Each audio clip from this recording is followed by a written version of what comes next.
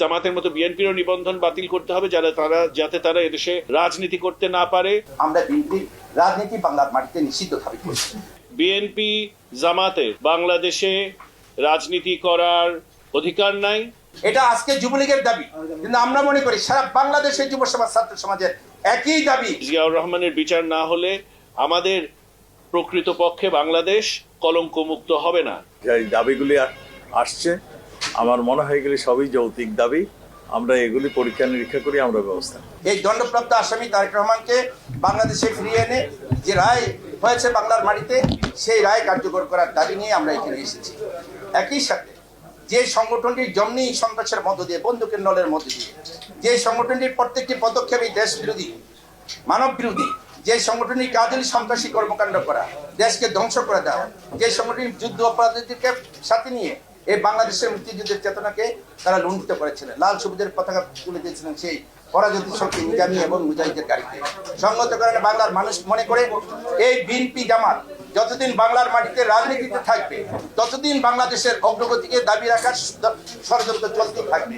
এই ষড়যন্ত্রের হাত থেকে রক্ষা করার জন্য বাংলার ভবিষ্যৎ প্রজন্ম বঙ্গবন্ধুর কন্যার হাত ধরে ডিজিটাল বাংলাদেশ পেয়েছেন, এখন বাংলাদেশের ভবিষ্যৎ প্রজন্ম স্মার্ট বাংলাদেশের স্বপ্ন দেখছেন। সেই জায়গা থেকে বাংলাদেশকে তারা ধ্বংস করার চক্রান্ত করছেন। তাই আমাদের যুব সমাজের একটাই দাবি, আমরা এখানে এসেছি আমাদের প্রিয় চেয়ারম্যান শেখ ফজল ইসলাম পরশের নেতৃত্বে যুবলীগের পক্ষ থেকে।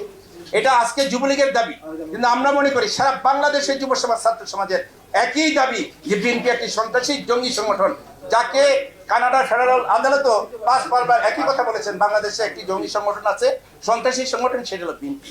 আমরা বিএনপির রাজনীতি বাংলার মাটিতে নিষিদ্ধ দাবি করছি। যতদিন পর্যন্ত বাংলাদেশের রাজনীতিতে বিএনপি মাঠে বিচরণ করবে, ততদিনই বাংলাদেশের বিরুদ্ধে ষড়যন্ত্র চলবে। এই ষড়যন্ত্রের হাত থেকে দেশকে, জাতিকে রক্ষার জন্য আমাদের পবিত্র দায়িত্ব মনে করি আমরা আজকে মাননীয় স্বরাষ্ট্রমন্ত্রী মহোদয়ের কাছে এসেছি। আমাদের দাবি অত্যন্ত পরিষ্কার এবং ক্লিয়ার দাবি। সেটা হচ্ছে যে 75-এর হত্যাকাণ্ডের যে মাস্টার মাইন্ড যে জিয়াউর রহমান, এটা আজকে জনসাধারণের কাছে পরিষ্কার, বিশেষ করে যুব সমাজের কাছে এটা পরিষ্কার। কারণ তারাই বেনিফিশিয়ারি হত্যাকাণ্ডের, তারাই দল গঠন করেছে বন্দুকের নল উঁচা করে, এবং তারা সন্ত্রাস দ্বারা সৃষ্টি। এবং এই সংগঠন বাংলাদেশের জনগণের উপর যেই অত্যাচার নির্যাতন করেছে 75 পরবর্তী এবং সেই 71-এর আদলে, যেভাবে তারা সন্ত্রাস, হামলা, নির্যাতন, খুন, রাহাজানি এগুলো করেছে এই দেশে, আমরা নৈতিকভাবে মনে করি যে বিএনপি জামাতের বাংলাদেশে রাজনীতি করার